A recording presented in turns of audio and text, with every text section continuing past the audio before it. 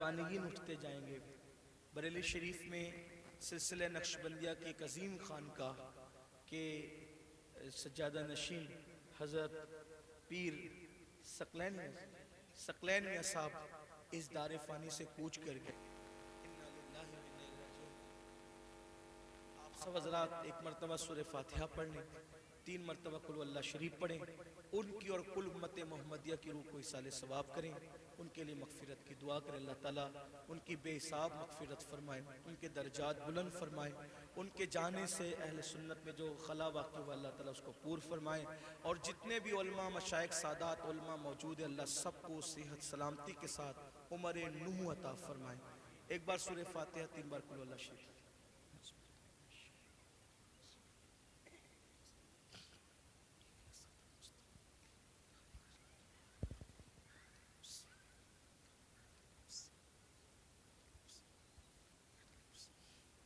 الفاتحہ۔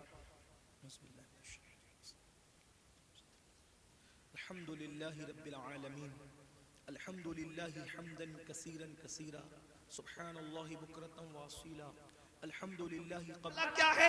ہم سب کی بات مان رہے ہیں، رب کی نہیں مان رہے ہیں، رب کے رسول کی بات نہیں مان رہے ہیں، سب کے فرما بردار ہیں، اللہ رسول کے فرما بردار نہیں ہیں۔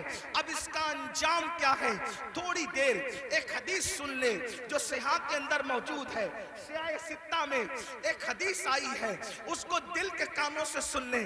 اگر اپنا بھلا چاہتے ہو یاد رکھنا، اتنا یقین ہے کہ مرنا ہے، اتنا یقین ہے موت آنی ہے، اتنا یقین ہے اللہ کو منہ دکھانا ہے، اتنا یقین ہے اللہ کی عدالت میں کھڑے ہونا ہے، تو سن لو میری قوم کے جوانوں، تم چاہو تو ماحول بدل سکتا ہے، تم چاہو تو انقلاب آ سکتا ہے، تم چاہو تو تبدیلی آ سکتی ہے۔ اللہ اللہ اکبر۔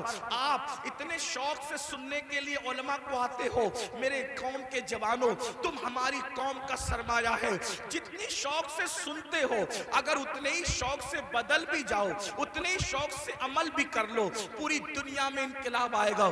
صرف ہندوستان کا جوان پورے ملک کے انقلاب کے لیے کافی ہے، اور پورا ملک نہیں بلکہ پوری دنیا کے انقلاب کے لیے کافی ہے۔ میرے آقا علیہ السلام کے پیارے دیوانوں، آؤ اگر اپنے آپ سے پیار ہے، اپنے آپ سے محبت ہے، اپنے آپ سے الفت ہے، تو ذرا دھیان سے اپنے نبی کا فرمان سنو، اپنے سچے نبی کا فرمان سنو، اپنے رب کا فرمان سنو۔ اللہ اکبر۔ یہ جو مضمون میں بیان کر رہا ہوں یہ قرآن مقدس کی آیت مبارکہ میں بھی ہے اور حدیث میں بھی ہے، قرآن حدیث دونوں میں اس کا تذکرہ ہے جو مفہوم پیش کر رہا ہوں۔ اللہ اکبر۔ میرے اور آپ کے آقا خاتم النبیین قائد المرسلین سید العالمین محمد الرسول اللہ صلی اللہ علیہ وآلہ وسلم فرماتے ہیں کہ کچھ لوگ ایسے ہوں گے، کچھ لوگ ایسے ہوں گے جن کے چہرے پر جہنم کی آگ برسائی جائے گی۔ سننے سے زیادہ سمجھنے کی کوشش کریں۔ چہرے پر جہنم کی آگ کی برسات ہوگی، جہنم کی آگ برسے گی چہرے پر۔ تھوڑی دیر سوچو، غور کرو، انسان کے پورے جسم میں سب سے نازک ترین اگر کوئی عضو ہے اس کا چہرہ ہے، اس لیے کہ اس چہرے میں بہت سارے نازک اعضاء ہیں، آنکھ، کان، ہونٹ، زبان، یہ ساری چیزیں، بلکہ یوں کہہ لیں اگر پورا جسم ہو اور چہرہ نہ ہو کچھ نہیں ہے نا؟ میں نے کہہ دیا کہ بیٹھنے کو جگہ نہیں، اگر آپ چلائیں گے تو بات کس ہوگی؟ دیکھیے آپ میرے صبر کا جتنا چاہے امتحان لے سکتے ہیں، میں آپ سے کبھی ناراض نہیں ہوں گا نہ غصے میں آؤں گا، لیکن اتنا ضرور ہے کہ یہ محفل پوری دنیا دیکھ رہی ہے۔ اگر آپ اسی طرح ڈسٹرب کریں گے تو کئی محفلیں ایسی ہوئی ہے کہ جب لوگوں نے چلایا تو محفل ختم کرنی پڑی، اتنے سب لوگ سکون سے سن رہے ہیں، ادھر 4-6 لوگ چلا رہے ہیں بس۔ اگر میں تقریر یہیں ختم کر کے چلا گیا تو پوری محفل آپ کو بد دعا دے گی، اور کوئی بد دعا دے یا نہ دے حضور کی محفل میں اگر آپ گڑبڑ کر رہے ہیں تو حضور نے اگر آپ کو گھور کر دیکھ لیا، توجہ کرنا، اگر آقا نے گھور کے دیکھ لیا تو دنیا اور آخرت سب برباد ہے۔ اگر آپ کو مجھے دیکھنا ہی تھا تو آپ پہلے آ کر کے آگے، جیسے دعوے کرنے والوں کے لیے نہیں، اپنے مال کے غرور میں مسجدوں کو ویران کرنے والوں کے لیے نہیں، علماء کا مذاق اڑانے والوں کے لیے نہیں، علماء کو حقیر جاننے والوں کے لیے نہیں، دین کا مذاق اڑانے والوں کے لیے نہیں، جو نبی کا وفادار ہے اس کی قبر جنت کے باغوں میں سے باغ ہے۔ حضور آئیں گے اور قبر جگمگائیں گے، سوچو تو صحیح، اللہ اکبر، حضور کہاں آئیں گے؟ نہیں آئیں گے، کوئی گارنٹی نہیں ہے، لیکن وفادار کی قبر جگمگانے کے لیے ضرور تشریف لائیں گے۔ کتنی خوبصورت ہے مومن کی موت۔ میرے امام کہتے ہیں جان تو جاتے ہی جائے گی قیامت، یہ ہے اب یہاں مرنے پہ ٹھہرا ہے نظارہ تیرا۔ تو عرض یہ کر رہا تھا ان کے چہروں پر آگ کی برسات ہوگی، جو سب کی سنتے تھے اللہ رسول کی نہیں سنتے تھے۔ بتاؤ مسجد آباد کرنے کا حکم کس کا ہے؟ اللہ اس کے رسول کا حکم ہے۔ سود سے حرام سے بچنے کا حکم کس کا ہے؟ اللہ رسول کا ہے۔ آج سود کتنی تیزی سے بڑھ رہا ہے، بیاج کتنی تیزی سے مسلمانوں میں بڑھ رہا ہے۔ بڑی معذرت کے ساتھ اتنا لے لو اتنا بھرتے رہو، اتنا لے لو اتنا ہفتے دیتے رہو۔ مسلمانوں یاد رکھنا مال ہی سب کچھ ہے، دولت ہی سب کچھ ہے۔ سوچو تو صحیح، حلال کمانے والے دنیا سے گئے، ساتھ میں کیا لے کر گئے؟ عبد الرحمن ابن عوف، سیدنا عبد الرحمن ابن عوف صحابی رسول ہے، اور کوئی معمولی صحابی نہیں، عشرہ مبشرہ میں سے ہے، اور وہ صحابی ہے جن کے پیچھے کھڑے ہو کر رسول اللہ نے نماز ادا فرمائی۔ چند خوش نصیب اصحاب وہ ہیں، چند خوش نصیب اصحاب وہ ہیں جن کو یہ شرف حاصل ہے کہ وہ نماز پڑھا رہے تھے تو ان کی امامت کی تائید میں حضور ان کے پیچھے کھڑے ہو گئے ہیں۔ وہ ان میں سے ایک عبد الرحمن ابن عوف ہے۔ سوچو تو صحیح، غور تو کریں، ایسے صحابی بہت مالدار، ان کے گھر کا سونا پھاوڑے سے کھود کر تقسیم کیا گیا، اتنے مالدار تھے عبد الرحمن ابن عوف۔ حلال کمایا نا، عبد الرحمن ابن عوف کیا لے گئے؟ حلال کما کر بھی کیا لے گئے؟ سوچو، اتنے بڑے صحابی حلال کما کے کیا لے گئے؟ لے گئے کوئی دنیا کا مال؟ تو جو حلال کمائے وہ ساتھ نہیں لے جاتا، تو جو تم حرام کما رہے ہو کیا ساتھ لے جاؤ گے؟ اور سوچتے ہو کہ حرام سے اپنے بچوں کو جو پال رہے ہو، یہ حرام کھانے والے تمہارے بچے جن کا گوشت تو حرام سے بن رہا ہے، خون حرام سے بن رہا ہے، یہ تمہارے وفادار رہیں گے؟ بتاؤ اولاد غدار کیوں ہوتی ہے؟ آج بڑی سے بڑی اسکول میں پڑھا رہے ہو پھر بھی اولاد غدار ہے، بڑے بڑے شہروں میں بڑے بڑے کالجز میں بیٹھتے ہو پھر بھی اولاد غدار ہے۔ کیوں؟ اس لیے کہ تعلیم تو اچھی ہے، لیکن جو حرام کا خون اور حرام کا گوشت ہے وہ وفادار بننے نہیں دیتا کسی کو۔ پہلے اتنی بڑی بڑی اسکولیں نہیں تھی، اتنے بڑے بڑے کالجز نہیں تھے، لیکن اولاد ماں باپ کی وفادار ہوتی تھی، ملک و ملت کی وفادار ہوتی تھی۔ بھائی اولاد کی وفاداری غذا کی بنیاد پہ ہوتی ہے، کالجز اور عمارتوں کی بنیاد پہ نہیں ہوتی، کالجز اور عمارتوں کی بنیاد پہ نہیں ہوتی۔ ایک واقعہ سنیں، بہنیں بھی موجود ہیں ان کی توجہ چاہتا ہوں۔ آپ نے سن رکھا ہوگا حضرت ٹیپو سلطان، بڑا مشہور نام ہے ہندوستان میں، یہی تو اپنی پہچان ہے، ہم جیسے بہادر، ہمارے جیسا کوئی بہادر نہیں۔ وجہ جن کی عقلوں پہ پتھر، جن کے مذہب میں پتھر، جن کے عقیدے میں پتھر، وہ کیا بہادر ہو سکتے ہیں؟ بہادر تو وہ قوم ہے جس کے پاس قرآن ہے، جس کے پاس زندہ رحمان کا عقیدہ، جس کے پاس، ارے ہم سے زیادہ بہادر بھی کوئی ہوا ہے؟ ہمارا نبی اتنا طاقتور ہے کہ زمین پہ کھڑے رہ کر اشارہ کرے تو چاند ٹکڑے ہو جائے۔ بڑے سے بڑا بہادر کاغذ کو اشارے سے ٹکڑے نہیں کر سکا، اشارے سے تو کاغذ بھی ٹکڑے نہیں ہوتا۔ اپنے نبی کی طاقت کا اندازہ لگاؤ، ان کے اشارے سے چاند ٹکڑے ہو گیا۔ طاقت ہمارے یہاں ہے، قوت ہمارے یہاں ہے، اور پھر ہمارے یہاں صدیق اکبر جیسا بہادر، فاروق اعظم جیسا بہادر، عثمان غنی جیسا بہادر، علی مرتضی فاتح خیبر جیسا بہادر، کہ کبھی کبھی زنجیر ہلتی ہے کبھی در کانپ جاتا ہے، علی کا نام سن کر اب بھی خیبر سبحان اللہ، صلاح الدین ایوبی جیسا بہادر ہمارے اندر ہے، طارق بن زیاد جیسا بہادر ہمارے اندر ہے، نور الدین زنگی جیسا بہادر ہمارے اندر ہے۔ یہ بہادروں کی ایک فہرست ہے ہمارے پاس۔ تو ٹیپو سلطان بھی بڑا بہادر، جب تک سلطان زندہ تھے انگریزوں کی ہمت نہیں ہوئی کہ کہہ سکے کہ بھارت ہندوستان ہمارا ہے۔ جب سلطان کی شہادت ہوئی تب ان کو ہمت ہوئی کہ آج سے ہندوستان ہمارا ہے۔ آپ کیا سمجھتے ہیں؟ یہ بات بھی بتا دوں، بہادری کب آتی ہے اور بزدلی کب آتی ہے؟ جی عشق رسول انسان کو بہادر کرتا ہے اور گناہ انسان کو بزدل کرتا ہے۔ سچ ہے یہ حق۔ جب تک مسلمان عاشق رسول تھے سچے بہادر تھے، جب سے گناہ کرنے لگے بزدل ہوئے۔ اب سائے سے بھی ڈرتے ہیں، چھپکلی سے بھی ڈرتے ہیں، کتوں سے بھی ڈرتے ہیں، اسی لیے تو کتے تمہیں ڈرا رہے ہیں۔ کیا اشارہ ہے! جب تک تم کتوں سے نہیں ڈرتے تھے بہادر تھے، کتوں میں ہمت نہیں تھی تمہیں ڈرانے کی۔ جب سے تم گناہ کر کے بزدل ہوئے، چھوڑ دو رات میں گندی فلمیں دیکھنا، بستر پہ پاپ کی فلم دیکھنے کی بجائے مصلی پہ رو کے دیکھ، جیسے اصحاب کہف کے پیچھے کتا تم ہلا کے چلا تھا، اب بھی کتے تیرے پیچھے تم ہلاتے ہوئے نظر۔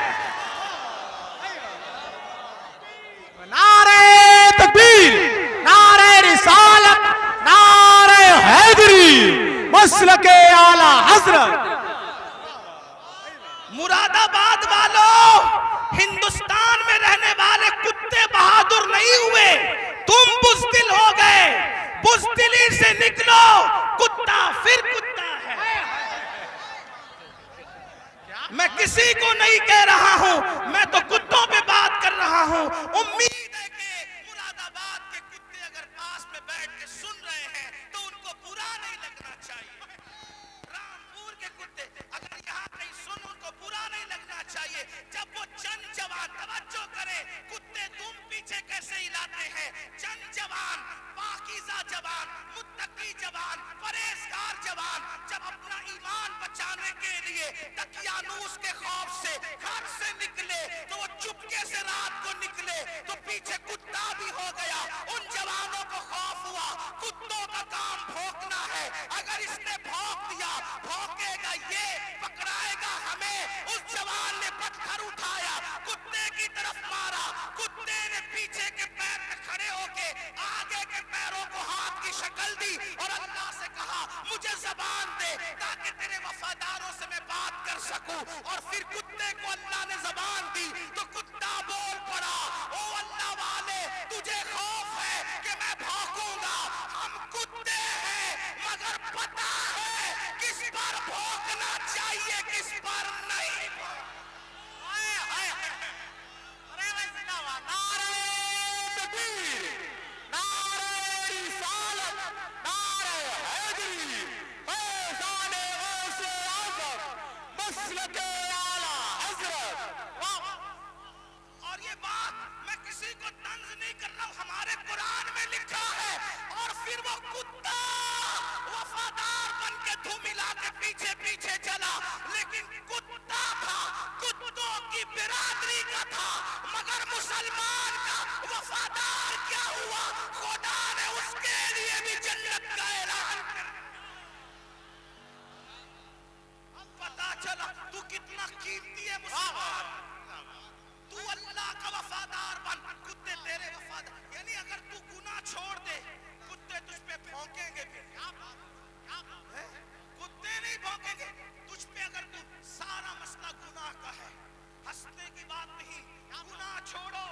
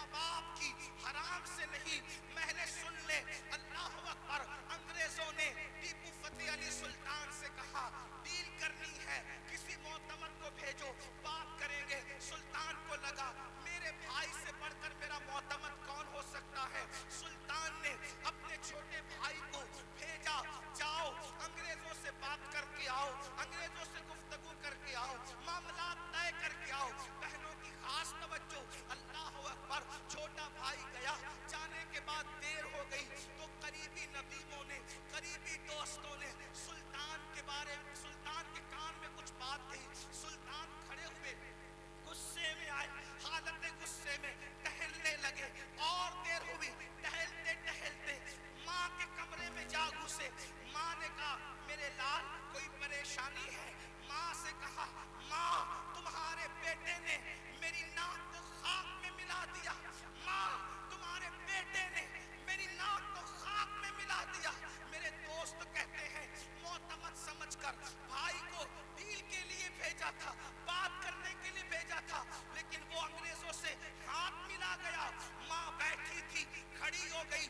ماں ماں ہوتی ہے, ماں ماں ہوتی ہے.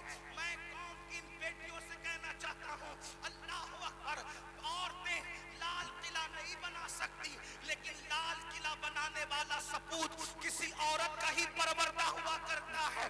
عورتیں فاتح بدر و حنین نہیں ہو سکتی, لیکن فاتح بدر و حنین کسی عورت ہی کا تیار کرنا ہوتا ہے. اللہ اکبر.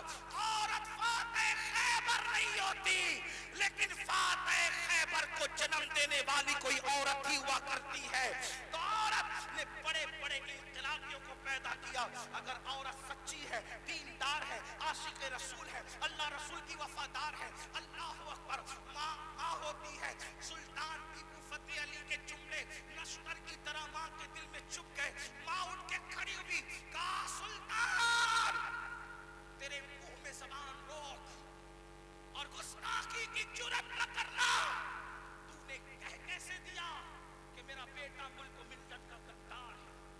سن لے, نہ تو غدار ہو سکتا ہے نہ وہ غدار ہو سکتا ہے. تاخیر کسی وجہ سے ہو رہی ہوگی, میرے دودھ کی وفا پر سوالیہ نشان کھڑا مت کر. میرا کوئی بیٹا ملک و ملت کا غدار نہیں ہو سکتا. تھوڑی دیر گزری تھی کہ بھائی آیا اور بہت خوشخبری لے کر آیا. سلطان جب سارے معاملات نپٹ گئے تو ماں کے قدم پکڑ کر معافی کے طلبگار ہونے کے بعد کہا امی میں جیسا مرد متزلزل ہو گیا بہادر, تمہیں اتنا یقین کیسے تھا ماں کہ تیرا بیٹا غدار نہیں ہو سکتا, وفادار ہوگا. تب ماں نے کہا بیٹا مجھے اپنے آپ پر نہیں رسول اللہ کی نسبت پر یقین ہے. جب میں نے تجھے اور تیرے بھائی کو دودھ پلایا تو کبھی بغیر وضو دودھ نہیں پلایا. ہمیشہ میں نے باوضو مدینے کے تاجدار پر درود پڑھتے ہوئے دودھ پلایا ہے. یہ وضو اور درود کی برکت ہے کہ میری کوئی اولاد ملک ملت کی کبھی غدار نہیں ہو سکتی. سود کا پیسہ کما کر بچوں کو حرام کھلا کر چاہتے ہو تمہارا بیٹا فتح علی بنے, یاد رکھنا یہ بہنیں ہیں سیریل دیکھتے ہوئے بچے کو دودھ پلائے گی, زنا کے مناظر دیکھتے ہوئے دودھ پلائے گی, گندے گانے سنتے ہوئے دودھ پلائے گی. ان کی گود میں صلاح الدین جو بھی پیدا ہوگا ہرگز نہیں. ڈاکو, لٹیرے, بے غیرت, بے حیا, جتنی گندگی کے ٹائٹل ہے تمہاری کوکھ سے جنم لیں گے. کیوں؟ اس لیے کہ تمہاری گود میں مریم کا تقدس ہے.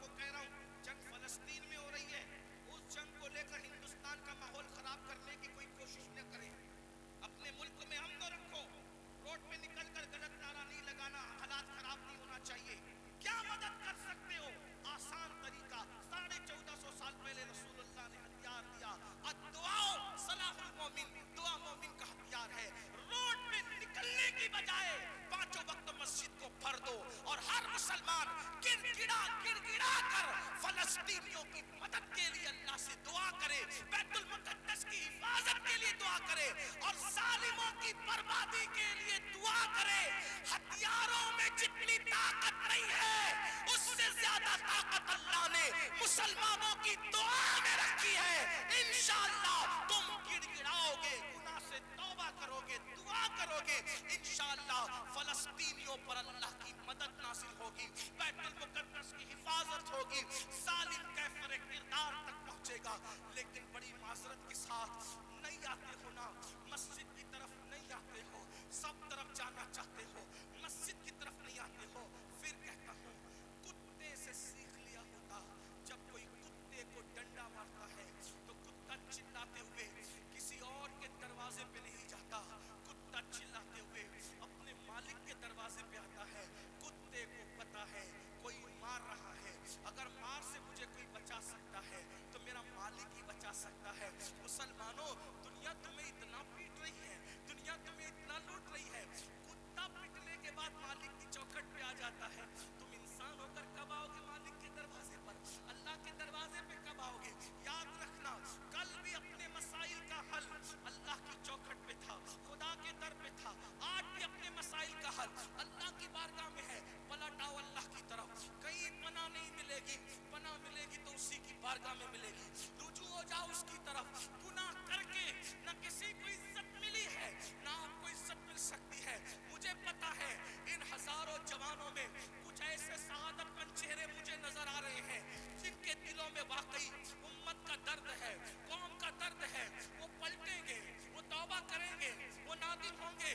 ہاں ہاں میری قوم کے جوانوں، ضرور یاد رکھو، ہر دروازے پہ جا کر کے اگر انسان جرم کا اعتراف کرتا ہے، دنیا کی عدالتوں کا دستور ہے جہاں پر جرم کو قبول کر لو تو عدالتیں سزا سناتی ہے۔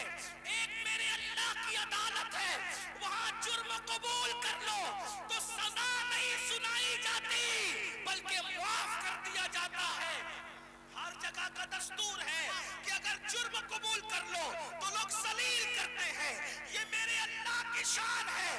جرم قبول کر لو تو یحب التوابین کا خوبصورت تمغہ گلے میں ڈال دیا جاتا ہے اور محبوب بنا لیا جاتا ہے۔ تو آؤ نا میرے بھائیو، اللہ سے دور کیوں ہو؟ وہ اللہ جس کا فرمان ہے کوئی میری طرف چل کے آتا ہے تو میری رحمتیں اس کی طرف دوڑ کر جاتی ہے۔ یاد رکھنا، لڑکا لڑکی کے ناجائز تعلقات میں کوئی لطف نہیں ہے، یہ تباہی ہے۔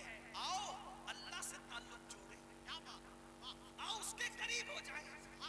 میں نے تو یہ بزرگوں سے سنا بھی اور محسوس بھی کیا، سب سے تعلق جوڑنا مشکل ہے۔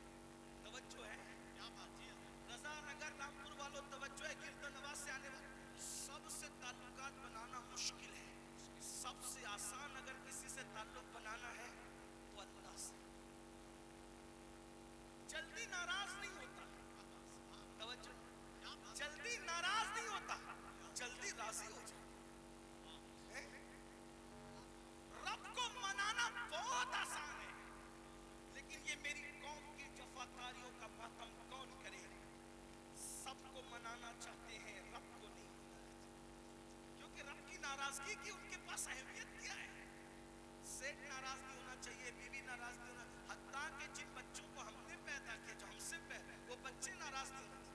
بچے گئے بیٹا ابا کھلونا لے کر آنا، بھول گئے تو کہتے بیٹا سوری، سوری بیٹا نہیں لا سکا، بھول گیا نا، کل لائیں گے۔ اس سنڈے نہیں لے کر کے چلے تفریح کے لیے، ہم بھی 50 بار سوری بول چکے اپنے بچوں کو، اس لیے کہہ رہے ہیں۔ ہاں لیکن آپ سے پوچھتا ہوں، اپنے چھوٹے چھوٹے بچوں کو منانے کی فکر ہے، وہ یار وہ رب، آپ ذرا غور کرو اس کی نعمت پہ۔ چلے بات میں ختم کرنے لگا تھا، لیکن ایک بات بہت سوچنے کی ہے۔ جی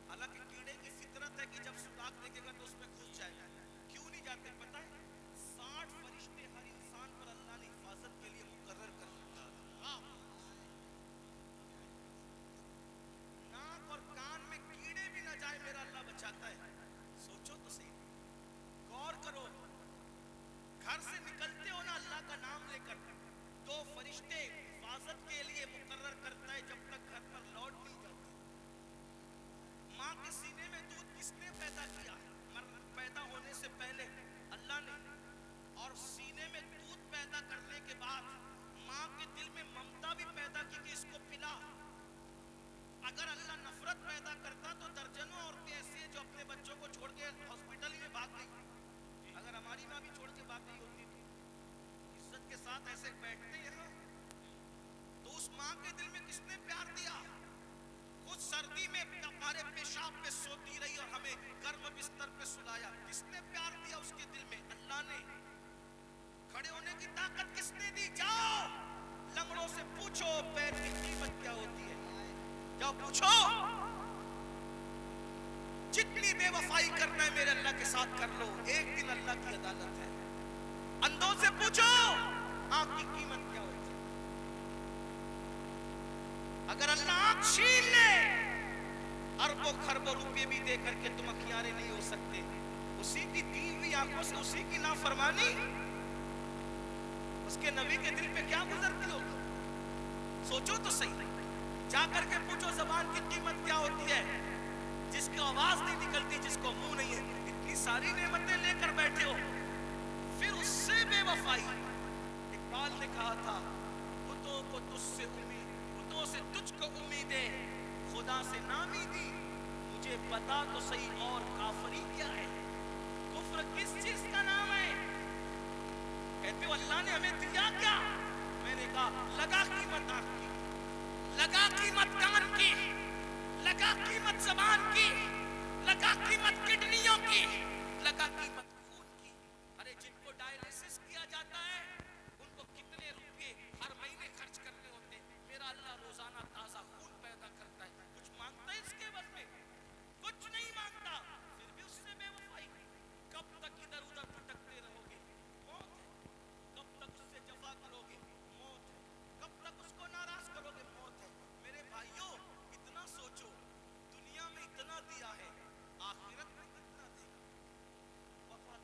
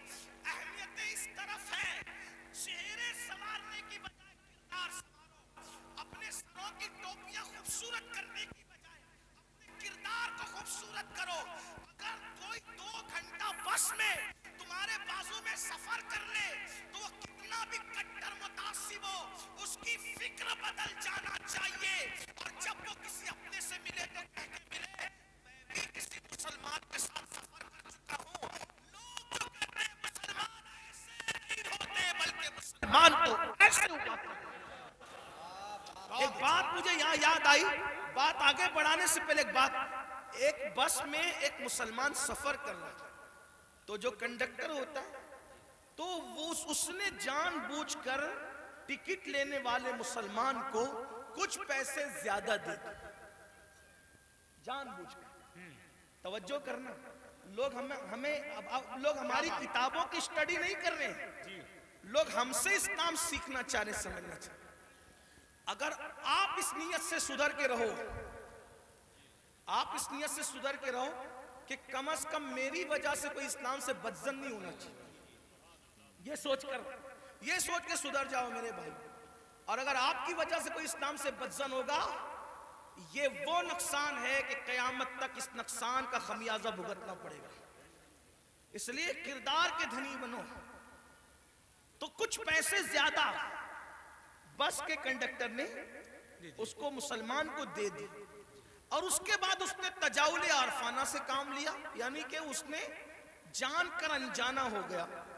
مسلمان نے پیسے گنے اور گننے کے بعد اس نے اس کو بلا کر کہا کہ کنڈکٹر صاحب یہ پیسے آپ نے مجھے کچھ زیادہ دے دیے ہیں، یہ واپس لے لو۔ اس نے کہا نہیں میں نے زیادہ نہیں دیے، وہ ایسے ہی ہے۔ کہا نہیں میں نے گنا ہے، یہ زیادہ، آپ لے لیں اس کو، آپ لے لیں۔ کہا آخر میں نے نہیں دیے تو کیوں لوں؟ تو کہا یہ آپ کو لینے پڑیں گے کیونکہ میرا مذہب میں اس کی اجازت نہیں ہے۔ تب کنڈکٹر نے کہا دنیا جھوٹ بولتی ہے، تم سچے ہو۔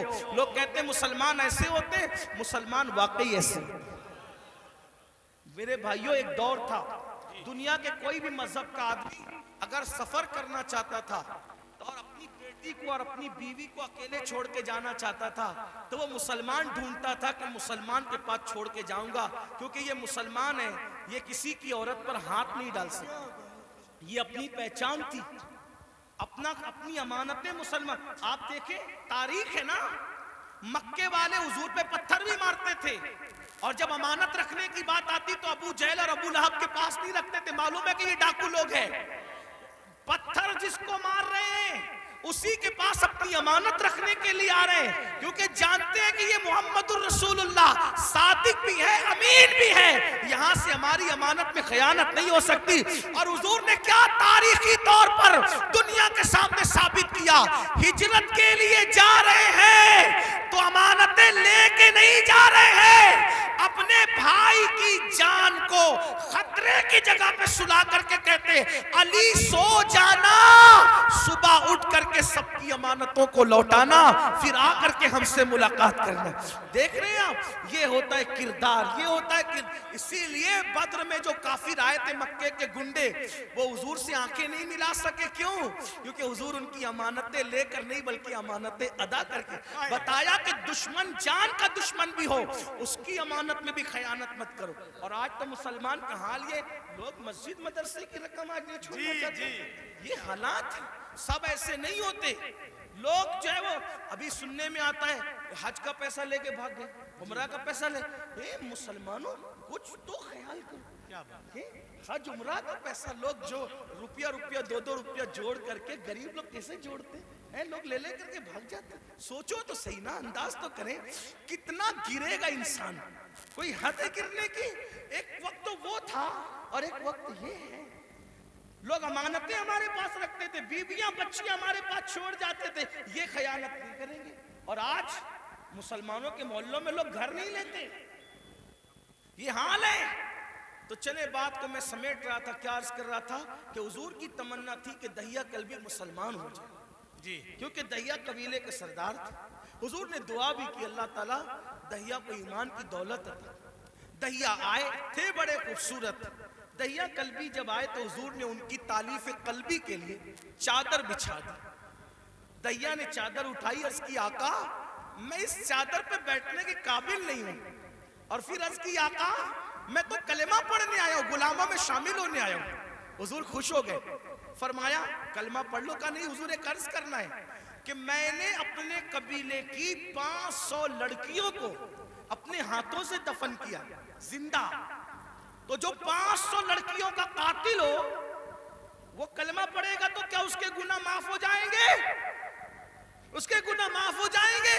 حضور نے سر جھکا لیا، جبریل آئے، یا رسول اللہ، اللہ سلام فرماتا اور کہتا ہے بولو اس کو کہ پڑھ لے ایک مرتبہ لا الہ الا اللہ محمد الرسول اللہ۔ صرف 500 لڑکیوں کا قتل ہی نہیں، اور بھی کچھ کیا ہے تو سب معاف ہو جائے گا۔ حضور نے کہا پڑھ لا الہ الا اللہ۔ جو کلمہ پڑھتا ہے لا الہ الا اللہ، اللہ کلمہ پڑھنے سے پہلے کے سارے جرائم معاف کر دیتا ہے۔ دہیا نے کلمہ پڑھا، حضور رونے لگے۔ صحابہ نے پوچھا حضور خوشی کا مقام ہے کیوں روتے ہیں؟ آقا فرماتے کافر کلمہ پڑھے تو سب مٹ جائے، اگر مومن یہ کلمہ پڑھے تو خدا اسے کیا مقام عطا فرمائے۔ تو اللہ کے بندو توبہ کرو، اللہ کی طرف آؤ۔ اللہ پاک سے دعا ہے اللہ سب سے پہلے مجھے آپ کو عمل کی توفیق دے، جہنم سے خود بچو، جہنم سے بچانے کی کوشش کرو۔ گفتگو کے درمیان کوئی غلطی ہو تو اللہ تعالیٰ معاف کرے۔ استغفر اللہ ربی من کل ذنب واتوب الیہ۔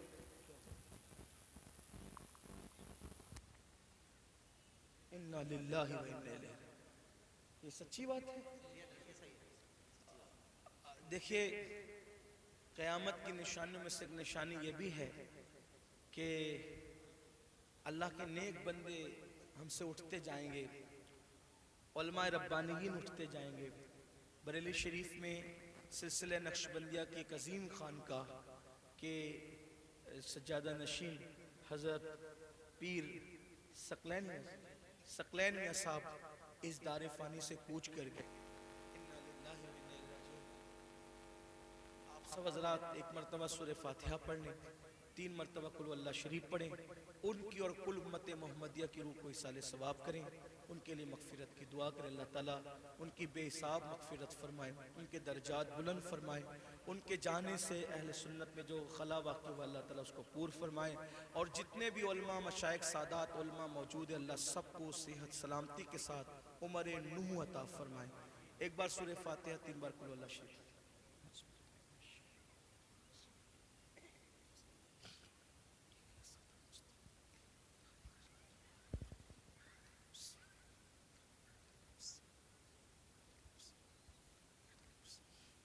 الفاتحہ۔ بسم اللہ الحمد للہ رب العالمین، الحمد للہ حمدا کثیرا کثیرا، سبحان اللہ بکرۃ واصیلا، الحمد للہ قبل کل شیء، الحمد للہ بعد کل شیء، الحمد للہ کما حمدہ الانبیاء والمرسلون۔ اللہم صل علی سیدنا و مولانا محمد وعلى آل سيدنا ومولانا محمد صلاة تنجينا بها من جميع الأهوال والآفات وتقضي لنا بها جميع الحاجات وتقضي لنا بها جميع الحاجات وتقضي لنا بها جميع الحاجات وتطهرنا بها من جميع السيئات وترفعنا بها عندك على الدرجات وتبلغنا بها أقصى الغايات من جميع الخيرات في الحياة وبعد الممات إنك على كل شيء قدير۔ اللهم يا ربنا يا ربنا ربنا آتنا في الدنيا حسنة وفي الآخرة حسنة وقنا عذاب النار۔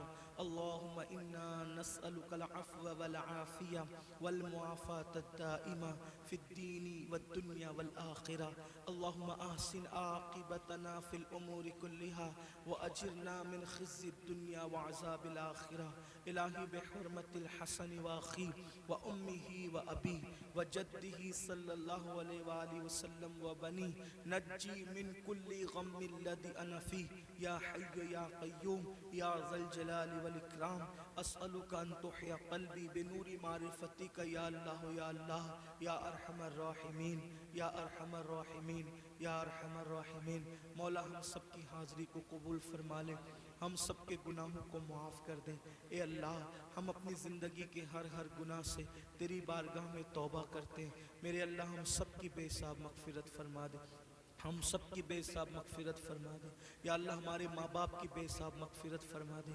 یا اللہ کل مومنین مومنات مسلمین مسلمات کی مغفرت فرما دے۔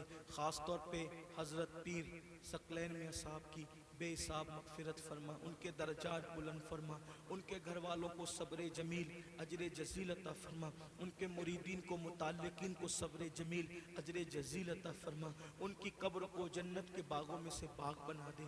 یا اللہ پاک، رات کی تاریکیوں میں، دن کے اجالوں میں ہم نے جب بھی جہاں بھی ہم سے جو غلطیاں کوتاہیاں ہوئی، مولا آج اس مجمع میں ہم سب ایک دوسرے کو گواہ بنا کر تجھے، تیرے محبوب کو، تیرے فرشتوں کو گواہ بنا کر ہر گناہ سے توبہ کرتے ہیں۔ اے اللہ تیری بارگاہ میں ہم وعدہ کرتے ہیں مولا، آج سے پہلے جو گناہ کیے تھے مولا آج کے بعد نہیں کریں گے مولا۔